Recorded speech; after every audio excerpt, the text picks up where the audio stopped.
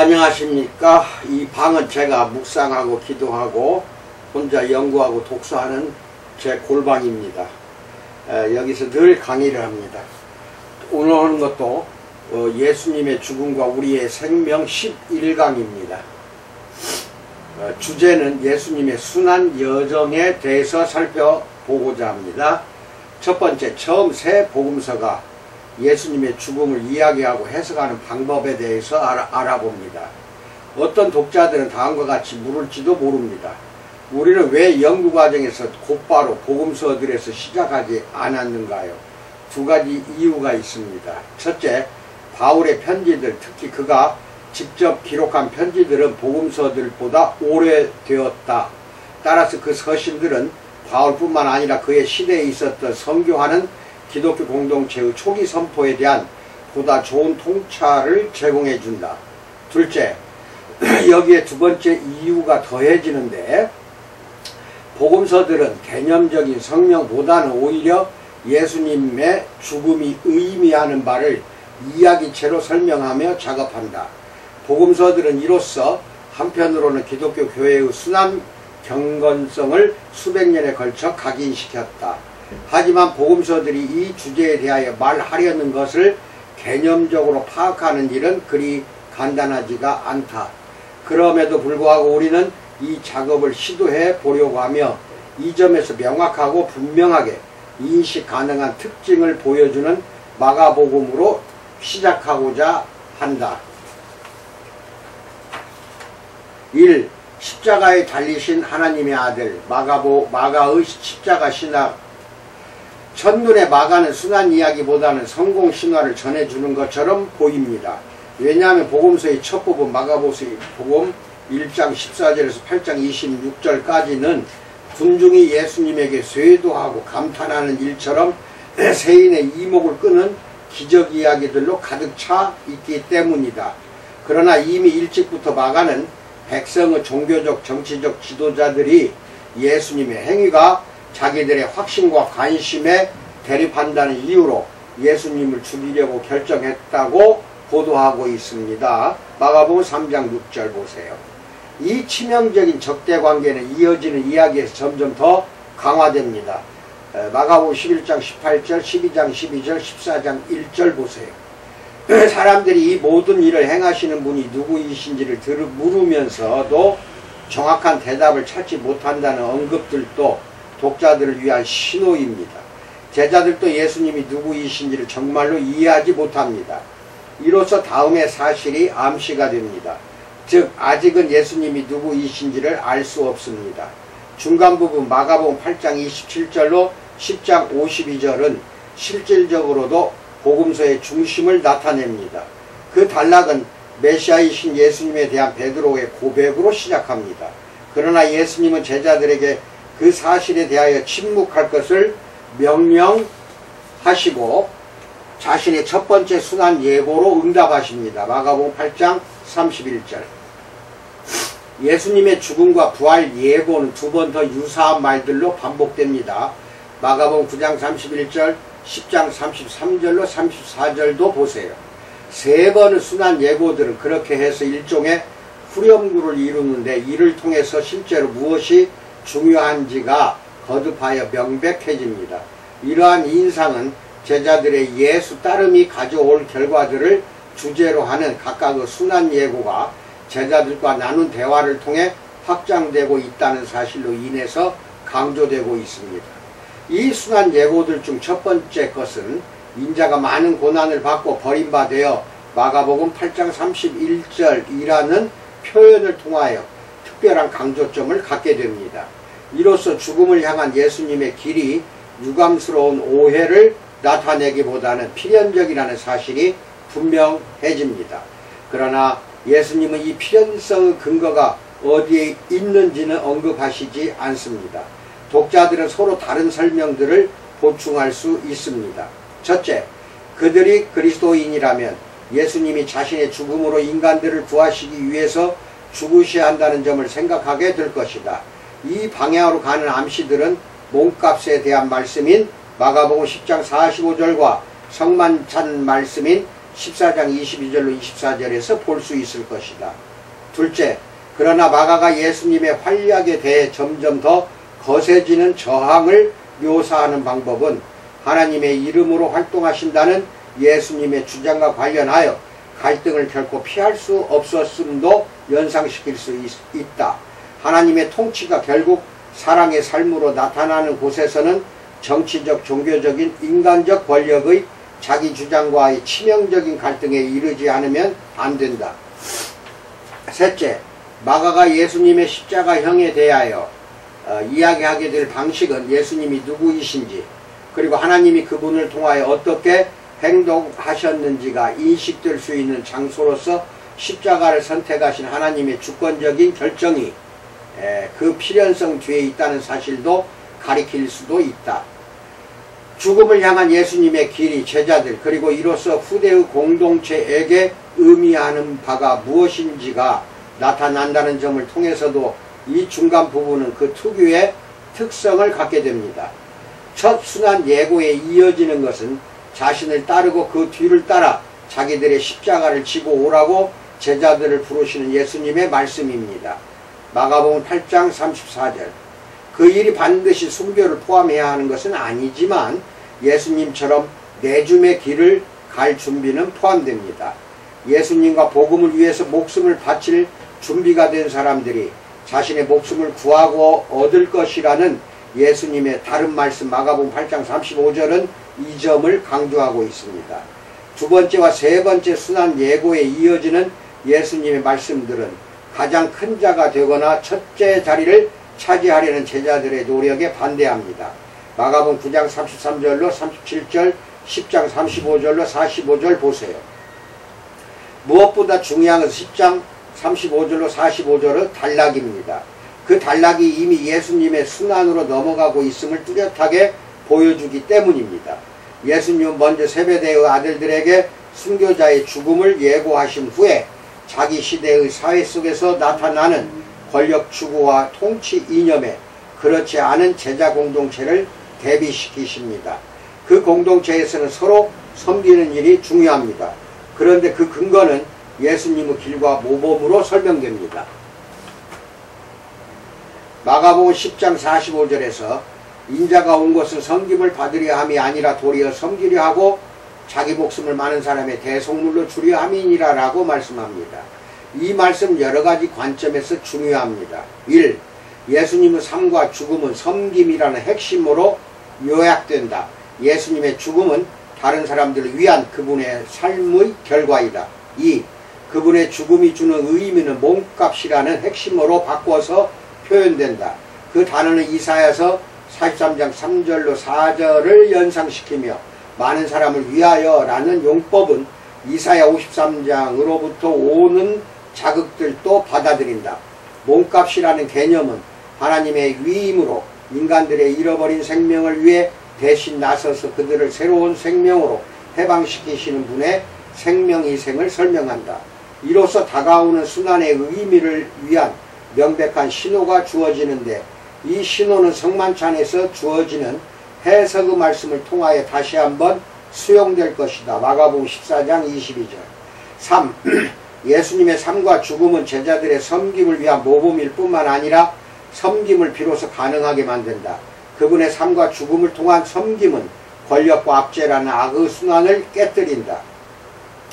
복음서의 세 번째 부분은 예수님이 예루살렘 성전에서 이겨내셔야 했던 논쟁들, 마가복음 11장과 12장 그리고 순환 이야기의 대비로 각인되어 있다. 그것들의 서사적이고 내용적인 무게중심은 겟세마네에서의 예수님의 기도 싸움, 마가복음 14장 32절로 42절과 그분의 골고다 위에서의 죽음, 마가복음 15장 33절로 39절에 대한 두 개의 이야기들입니다. 두 가지 모두 각자의 방식으로 죽음으로 향하는 길을 가고 계시는 예수님이 하나님으로부터 버림받으신 상태를 보여줍니다. 이야기의 목표점은 십자가 아래에서 이루어지는 백부장의 고백입니다. 마가복음 15장 39절에서 예수를 향하여 섰던 백부장이 그렇게 숨지심을 보고 이르되 이 사람은 진실로 하나님의 아들이었도다 라고 말합니다. 이 진술은 세례 마가복음 1장 11절 너는 내 사랑하는 아들이라와 변모 마가복음 9장 7절 이는 내 사랑하는 아들이니 변모 때 하나님의 음성이 말한 내용을 받아들입니다. 이제 처음으로 한 인간이 이 고백을 말하게 되는데 그것도 예수님의 고난 및 죽음에 직면한 한 이방 군인에 의해서입니다. 이로써 결정적인 내용이 언급되었습니다. 즉 예수님의 인격 그리고 바로 그분의 순환에서 하나님은 인간들에게 아주 가까이 다가오셨던 것입니다. 마가가 제사 혹은 대속과 같은 신학적 개념들을 가지고 예수님의 죽음이 의미하는 바를 설명하는 경우는 드뭅니다. 그러나 이야기를 전개해 나가는 데 있어서 독자들에게 다음의 사실이 분명해집니다. 곧 이 죽음을 예수님은 우리를 위하여 당하셨다는 점입니다. 성만찬 때의 말씀에서 이 점이 이미 암시되었습니다. 마가복음 14장 22절로 24절 보세요. 빵을 떼실 때 예수님은 받으라 이것은 내 몸이니라 라고 말씀하시고 이로써 제자들에게 다음의 사실을 암시하십니다. 떼어서 분배되는 이 빵이 나다. 그 빵이 내가 너희를 위해 내주는 나의 생명이다 라고 말합니다. 그리고 잔을 전달해 주실 때 그분은 말씀하십니다. 마가복음 14장 24절에서 이것은 많은 사람을 위하여 흘리는 나의 피 곧 언약의 피니라 라고 말씀합니다. 이 형태로 나타나는 예수님의 잔에 대한 말씀은 두 가지 기본 사상을 연결시킵니다. 첫째, 예수님의 죽음을 통해 모든 사람을 위하여, 여기서 이것은 많은 사람을 위하여라는 뜻입니다. 유효한 대속 사상입니다. 그 배경에는 이 표현 양식이 가리키고 있는 이사야서 53장 11절로 12절의 진술들이 있다. 둘째, 하나님이 예수님의 생명 내주심을 통해 전 인류와 새롭게 세우시는 언약의 모티브이다. 출애굽기 24장에 따라 시내산에서 이스라엘에게 일어났던 일이 이제 완전히 새로운 방식으로 모든 사람을 위해서 실행된다. 예수님이 죽으시는 순간에 성전의 휘장이 찢어지고 이어서 한 이방인이 예수님을 하나님의 아들로 고백한 사건은 다음의 사실을 분명히 합니다. 예수님의 죽음을 통해 하나님에게 가는 통로가 모든 사람에게 열렸다는 점입니다. 그래서 바울 외에 아마 마가가 자신의 이야기를 통해 십자가를 심판과 은혜의 표시로서 가장 명확하게 드러낸 신약성경 내의 신학자일 것입니다. 십자가는 정치적이거나 종교적인 권력을 통해서 하나님의 현존을 자신을 위해 주장하려는 모든 노력의 종말을 나타냅니다. 그러나 십자가는 또한 하나님이 자신에게로 오는 길을 예수님의 부르심에 응하는 사람들에게 열어주신다는 징표를 제시하기도 합니다. 결론적으로 마가에게서 부활 메시지는 자체적인 내용을 가지고 있지 않습니다. 즉 예수님의 부활 이야기는 자체적으로 새로운 문장이 아니라 예수님의 순환 이야기에 이어지는 감탄 부호입니다. 마가복음 16장 6절에서 너희가 십자가에 못 박히신 나사렛 예수를 찾는구나. 그가 살아나셨고 여기 계시지 아니하니라 라고 말씀합니다. 이 죽임당한 선지자 마태의 순환 신학, 마태복음에 나오는 예수님의 십자가 죽음의 의미에 대한 물음에 구체적으로 몰두해 본 사람이라면 독특한 실상과 맞닥뜨리게 됩니다. 즉 마태는 포괄적이고 분명하게 형상화된 순환 이야기를 제공하며 이 이야기는 요한 세바스티안 바흐의 마태 순환곡으로 나타나는 음악적 예시를 통해서 오늘날까지 많은 사람의 순환 경건성에 영향을 주고 있다는 점입니다. 그러나 마태가 이 주제와 관련해서 제시하거나 그의 설명으로부터 끄집어낼 수 있는 신학적 진술들에 대해서 묻는다면 그 소득은 초라합니다. 예수님의 죽음의 의미에 대한 질문을 다루는 많은 논문은 마태를 그냥 생략해 버리는데 마태가 이 주제와 관련하여 고유하고 본질적인 내용에 있어서 말할 만한 것이 없다는 인상을 받게 되기 때문입니다. 복음서 자체에서 우리 주제와 관련해서 관찰되는 내용은 무엇인가요? 마태는 고난과 죽음으로 향하는 예수님의 길에 대한 자신의 이야기에서 전반적으로 마가를 따릅니다. 마가처럼 마태는 고난을 자신을 향한 하나님의 뜻으로 완전히 아시면서 죽는 순간에 하나님으로부터 버림받으신 상태로 절규하시기까지 마태복음 27장 46절 자기 길을 순종하며 걸어가신 고난당하시는 예수님의 이야기를 전해줍니다. 하나님의 부재를 감당하는 일이 예수님에게 얼마나 어려운지가 마태에게서 특히 분명해집니다.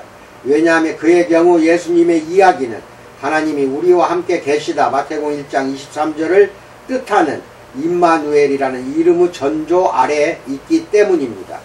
하나님의 현존을 백성에게 전달해 주셔야 하는 그분이 이제 하나님으로부터 버림받으신 상태의 시면으로부터 하나님을 향하여 부르짖으십니다. 이 죽음과 관련하여 구원을 가져다 주는 의미에 대한 암시들은 없습니다. 예수님은 시편들에서 고난받는 의인들이 묘사된 것처럼 고난을 겪으시고 그들처럼 이 고난의 이유를 두고 하나님과 씨름하십니다. 물론 이를 준비시켜주는 암시들이 복음서 안에 존재합니다. 예수님의 오심과 그분의 운명은 마태에 의해서 예언의 성취로 묘사됩니다. 마태복음 2장 17절로 18절, 4장 14절, 8장 17절, 13장 35절, 21장 4절로 5절, 26장 56절을 보세요. 특히 예레미야는 고난받는 다윗의 자손이 겪는 선지자적 운명의 의미에 대해서 중요한 힌트들을 제공해 줍니다. 마태복음 2장 17절, 27장 9절. 아주 많이 강조되는 점은 예수님의 죽음이 이스라엘 역사에서의 선지자 사례와 연결된다는 사실입니다. 마태복음 5장 12절, 23장 29절로 31절, 34절로 35절, 21장 33절로 36절과 마가복음 12장 1절로 12절도 보세요. 그리고 여기서 의인들의 흘린 피라는 핵심어가 마태의 순환 이야기의 주도적인 모티브가 됩니다. 율법학자들과 바리새인들을 향한 날카로운 고발에서 예수님은 이들이 자신의 미래 사절들도 박해하고 죽일 것이라고 하며 다음과 같이 예언하십니다. 마태복음 13장 35절에서 의인 아벨의 피로부터 성전과 제단 사이에서 너희가 죽인 바라갸의 아들 사가랴의 피까지 땅 위에서 흘린 의로운 피가 다 너희에게로 돌아가리라 라고 말씀합니다.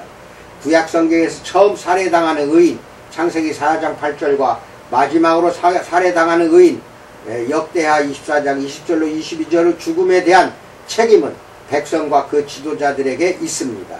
그 모티브는 유다의 자기 고발에서 다시 등장하게 됩니다. 마태복음 27장 4절에서 내가 무지한 피를 풀고 죄를 범하였도다 라고 말합니다. 역시 마태에 의해서만 보도되는 장면에서 이 모티브는 다시 수용되는데 그 장면에서 빌라도는 자신에게서 두드러지는 사법살인에 대한 일체의 책임으로부터 거리를 두려고 물을 가져다가 무리 앞에서 손을 씻으며 말합니다. 마태복음 27장 24절에서 이 사람의 피에 대하여 나는 무죄하니 라고 말합니다. 선동된 백성은 이에 대해 다음의 외침으로 대답합니다. 마태복음 27장 25절에서 그의 피를 우리와 우리 자손에게 돌릴지어다 라고 말합니다. 유대교와 기독교의 관계의 역사에서 그토록 불행한 역할을 했던 이 문장은 우선 백성이 빌라도와는 반대로 책임을 떠안는 사실을 표현합니다. 구약성경에서 이 표현 양식은 누군가가 죽어 마땅한 죄과를 스스로 짊어졌음을 말합니다. 레위기 20장 9절로 16절, 사무엘하 1장 16절도 보세요.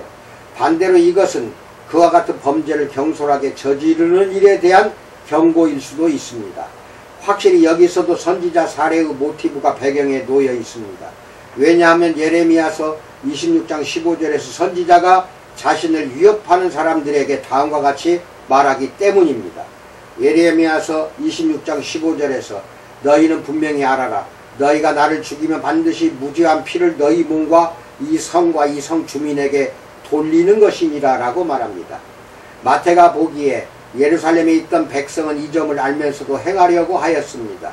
그가 보기에 이로써 마태복음 23장 34절로 35절에 있는 예수님의 예고도 성취되기 시작했습니다. 그 과정이 역사적으로 이와 같이 진행되었는지는 해결되지 않은 질문입니다. 그러나 더 절박한 것은 다음의 신학적 질문입니다. 예수님은 피가 죄인들에게 돌려진다고 여전히 말할 수 있는가? 아니면 그분의 죽음이야말로 자동적으로 죄과에 구속되는 바로 이러한 형태를 부러뜨리고 그 대신에 인간의 죄가를 짊어진다는 의미를 가지고 있지는 않은가. 마태는 자신의 성만찬 말씀 전승에서 예수님의 순환의 의미에 상응하는 전조를 직접 제시합니다. 잔에 대한 해석의 말씀은 마가보다 그에게서 더 상세하며 다음과 같습니다.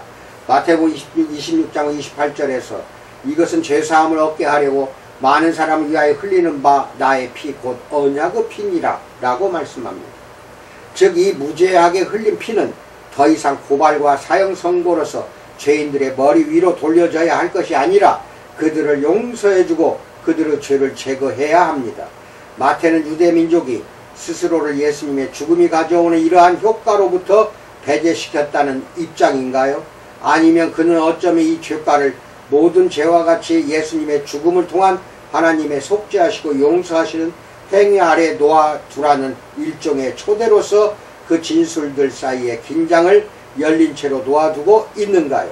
예수님의 무기력한 죽음에 대한 첫 번째 대답은 마태의 순환 이야기 안에서 죽음 순간에 이루어진 하나님의 능력 있는 개입에 대한 보도인 마태복음 27장 51절로 54절에 이미 나옵니다.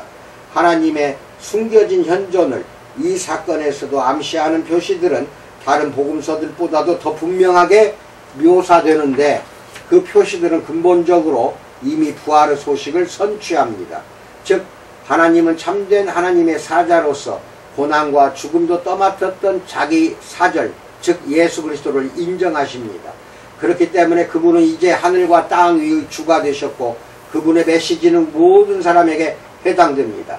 십자가에 달리신 분이 세계 통치자의 자리에 앉으시게 된 사건은 그분의 죽음에 그토록 새로운 의미를 주기보다는 모든 사람들에게 하나님께 가는 길이 되는 그분의 가르침의 정권을 확증해 줍니다. 마태복음 28장 16절로 20절 보세요.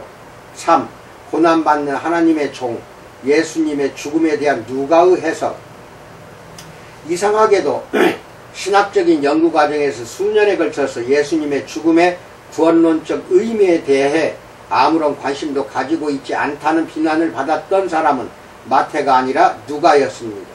이것은 예수님의 죽음의 속죄적 효과에 대해서 명백하게 말하는 구절들이 그에게서 아주 적다는 사실과 관련이 있습니다. 누가복음 22장 19절로 20절 사도행전 20장 28절 보세요. 그에게는 마가복음 10장 45절에 몸값이라는 단어가 빠져있고 성만찬에서 이루어진 대화들의 틀 안에서 그가 제시하는 더 짧은 표현 양식은 예수님의 생명의 대리적 희생에 대한 어떠한 암시도 포함하고 있지 않습니다. 누가복음 22장 27절 보세요. 그러나 무엇보다도 누가는 사도행전의 전도 설교들에서 베드로나 바울이 예수님의 죽음을 언급하게 되는 지점에 이르면 항상 생명의 주를 죽였도다. 그러나 하나님이 죽은 자 가운데서 그를 살리셨으니 사도행전 3장 15절 보시고 2장 23절로 24절 4장 10절도 보시고 사도행전 10장 39절 13장 29절도 보세요. 살리셨으니와 같은 상투적인 표현 양식들만이 발견됩니다. 예수님의 죽음은 유대인들을 고발하고 회개로 부르기 위해서 언급되지만 구원의 의미는 전혀 없는 것처럼 보입니다. 그러나 이제 더 새로운 연구들은 누가의 신학적 의도를 해설적 언급들이나 구약성경으로부터의 인용들에서만 인식할 수 있는 것이 아니라 그가 이야기하는 방식으로부터도 알 수 있음을 보여주었습니다. 그 점을 주의한다면 지금까지 발견한 것보다 훨씬 더 많은 여호와의 종에 대한 이사야서의 진술들이 암시되고 있다는 사실이 드러납니다. 예수님이 사도행전에서야말로 드물지 않게 하나님의 종으로 불리시지 않던가요? 사도행전 3장 13절 4장 25절 27절 30절도 보세요. 예수님의 고난과 죽음에 대한 누가의 이해를 위해 핵심적인 본문은 의심의 여지 없이 누가복음 24장 26절로 27절입니다. 엠마오로 가는 도중에 스승의 죽음을 슬퍼하고 있는 제자들과의 대화에서 부활하신 그리스도께서 물으십니다. 누가복음 24장 26절 그리스도가 이런 고난을 받고 자기의 영광에 들어가야 할 것이 아니냐라고 말씀합니다. 그리고는 계속됩니다. 누가복음 24장 27절에서 이에 모세와 모든 선지자의 글로 시작하여 모든 성경에 쓴 바 자기에 관한 것을 자세히 설명하시니라 라고 말씀합니다. 여기 단 하나의 장면 안에 제자들의 공동체에서 아마도 부활 이후 상당히 긴 기간 동안에 일어났던 일이 요약되어 있습니다. 첫 번째 순환 예고, 누가복음 9장 22절에서 언급했던 인자의 고난의 신적 당위성은 예수님의 죽음에서 성취되었고 성경에 의해 예언된 메시아의 고난으로 입증되었습니다. 하지만 이것이 왜 필요했는가요? 누가가 예수님의 죽음의 대속적 효과에 관해서 너무 드물게 말하기 때문에 그 필연성이 그에게는 무엇보다도 그에 상응하는 성경적 진술들을 성취하는 데 있는 것으로 추측되었습니다. 누가복음 24장 44절로 46절 나를 가리켜 기록된 모든 것이 이루어져야 하리라 라는 말씀을 보세요. 그러나 누가는 구약성경의 예언들의 형식적인 성취만 생각하지 않습니다. 왜냐하면 누가의 순환 이야기에 나오는 구약성경의 암시들은 무엇보다도 이사야 53장에서 유래되기 때문입니다. 누가복음 22장 37절, 23장 34절, 47절과 사도행전 8장 32절로 35절도 보세요. 누가에게도 예수님의 죽음을 통한 구원의 필연성이 중요합니다. 누가복음 24장 30절로 31절에서 제자들이 빵을 떼는 과정에서 예수님을 알아본다는 사실은 마지막 만찬의 상황과 거기서 선언되었던 너희를 위하여를 상기시킵니다. 따라서 누가복음 20장 19절로 20절과 사도행전 20장 28절의 대속 진술들은 누가의 사고에 있어서 생소한 요소가 아니라 예수님의 죽음이 가지고 있는 구원론적 의미를 전개시킨 일부분입니다. 물론 누가는 자신의 생각을 대속사상으로 한정시키지 않습니다. 그는 완전히 다른 모티브들을 서사적으로 함께 엮어서 인상적인 하나님의 전반적 서술을 만들어냈습니다. 그의 십자가 신학의 특별한 양식에 대한 첫 번째 신호는 누가복음 2장 33절로 35절 곧 마리아를 향한 경건한 시므온의 말에서 발견됩니다. 누가복음 2장 34절로 35절에서 보라 이는 이스라엘 중 많은 사람을 패하거나 흥하게 하며 비방을 받는 표적이 되기 위하여 세움을 받았고 또 칼이 내 마음을 찌르듯 하리니 이는 여러 사람의 마음의 생각을 드러내려 함이니라 라고 말합니다. 우선 바울이 예수님의 십자가에 대하여 말한 내용 곧 그 십자가가 스캔들 다시 말해 걸림돌이자 구원의 능력이라는 점이 여기서 전체적으로 예수님의 인격 및 활동과 연결된 것으로 보입니다. 이스라엘에서 구원과 멸망은 그분의 인격에서 결정될 것입니다. 그러나 비방을 받는 표적이 단지 예수님의 인격뿐만 아니라 특별히 그분의 죽음의 표시로서 십자가를 가리킨다는 사실은 마리아를 향한 중간 언급이 보여주고 있습니다. 누가복음 2장 35절에서 또 칼이 내 마음을 찌르듯 하리니라고 말합니다. 이 언급의 정확한 의미는 불분명하지만 그 근본적인 의미는 너무도 명백합니다. 즉 예수님은 끔찍한 죽음을 당하실 것입니다. 예수님에 대한 진술의 첫 번째 서사적 예시는 나사렛에서 행하신 예수님의 설교 이야기인 누가복음 4장 16절로 30절에서 나타납니다. 예수님은 이때 이사야서 61장 1절로 2절을 다루시는데 거기서는 영에 사로잡힌 한 선지자가 자신을 이사야 42장과 49장에 나오는 여호와의 종에 대한 진술들과 연결시킵니다. 그러나 가난한 자들에게 복음을 전파시키기 위함이라는 예수님의 주장에서 의견이 나누어집니다. 그에 대한 논쟁은 예수님을 밀쳐 떨어뜨림으로써 죽이려는 시도로 끝이 납니다. 예수님이 가난한 자들을 위한 기쁜 소식을 옹호하시는 것이 생사가 걸린 문제라는 사실은 세례 요한의 질문에 대한 예수님의 답변 마지막 부분도 강조합니다. 누가복음 7장 22절로 23절에서 가난한 자에게 복음이 전파된다 하라.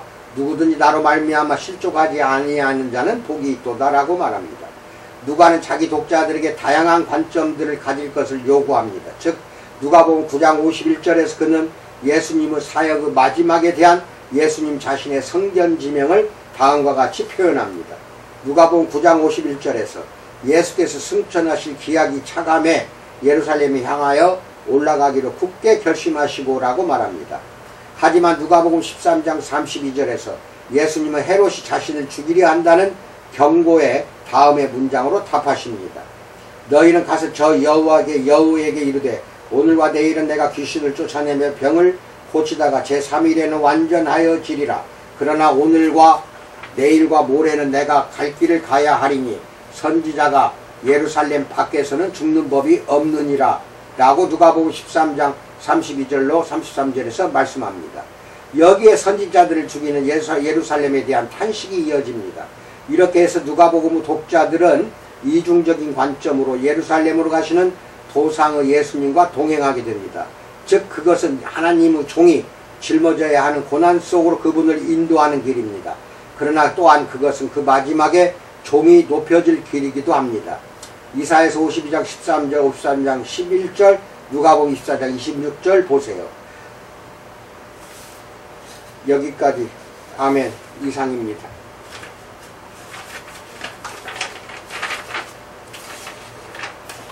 코로나가 한참 더 기승을 부립니다. 역사상 이렇게 혼란을 일으킨 전염병도 없습니다. 의학을 전공한 나로서도 전염병의 역사를 압니다. 아는데 스페인 독감도 이렇게 심하지는 않았습니다. 아마 죽는 날 우리 세대까지도 코로나는 완전히 해결되지 않을 것입니다. 마치 감기나 독감처럼 해마다 달고 살아야 할 운명일 수도 있습니다. 이 상황에서 하나님의 뜻이 어디에 있는지를 우리는 분간할 줄 알아야 하며 코로나를 해결하려는 그러한 노력과 함께 예방하는 데 우리는 중점을 두어야 할 것입니다. 자기 건강은 자기가 비로소 지킴으로써 하나님이 도와주는 것입니다. 하나님이 무조건 도와주진 않아요. 내가 지키려고 노력해야 그 코로나라는 위험으로부터 우리는 목숨을 건강하게 유지할 수가 있다고 나는 믿고 있습니다. 여러분들 노력합시다. 이상입니다. 감사합니다.